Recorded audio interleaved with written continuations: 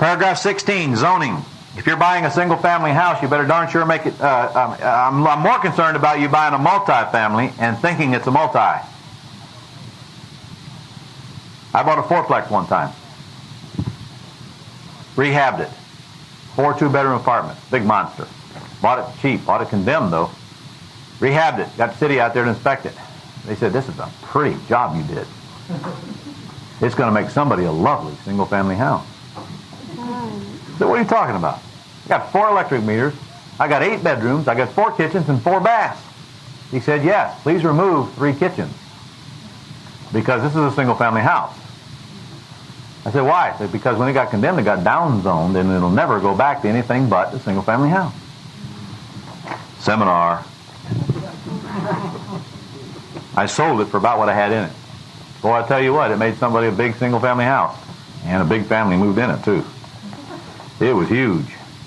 4 two-bedroom apartments, if you can imagine that being a single-family house. Back in 1985, I bought a 16-unit concrete block, 2 8-units side by side. It was all Section 8 then, and I went over there and rehabbed it, and I sold it. I bought that building for $160 grand and sold it for $3 1/4. Spent a lot of money rehabbing it, though. Only made about $50 grand on that building. 6 months in and 6 months to get rid of it. And I'm telling you what, I got more gray hair in that 6 months than I had the whole previous term of my life. 16 single Section 8 tenants with kids in the same building, side by side. It was constant warfare. I mean, they had knock-down, drag-out fights over there. And anyway, I sold that to a guy who was looking for tax write-offs. He paid $325,000 for that building. That was 1986. In 1993, I had a chance to buy that building back, totally vandalized and condemned. I had it under contract from, I think, RTC for $16,000. I said, boy, this is good. And this is 2 concrete block buildings now that I had totally replaced the roofs on when I owned them. And I went over there checking. It was zoned single-family house. Heartbreak. 2 8-units side by side, single-family house. So basically, it's bulldozer time. By the way, I had a fire in one of those units, one of those little apartments. Kids set the mattress on fire, gutted the apartment. It paid me $32,000. Cost me $12 grand to fix it. I love fires. I used to leave matches laying around.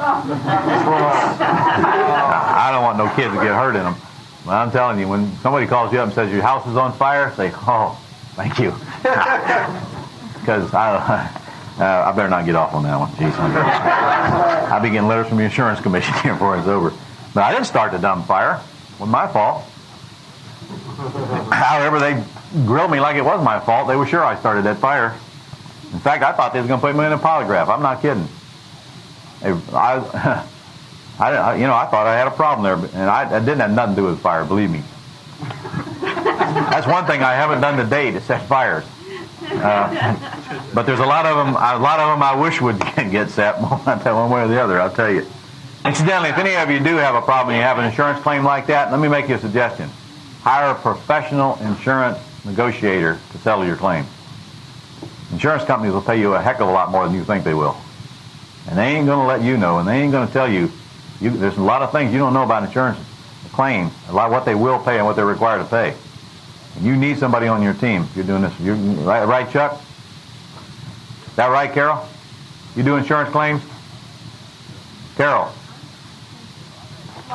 Thinking? Well, I've had 3 insurance claims of fires in the past, and every one of them I made serious money on, and every one of them I was smart enough to get somebody to fight my battle for me, and as I remember, every one of them I got 50% more out of it than I thought I would. How do you find these? Oh, they're in your phone book. In fact, they'll find you. You have a fire, they'll call you. They're ambulance chasers. But they earn, no, not attorneys. Not attorneys, right. They deal with claims. They're professional. I don't know what they call themselves. Oh, they more than pay for themselves. They get a percentage, I think. But believe me, they'll raise your claim more than their percentage.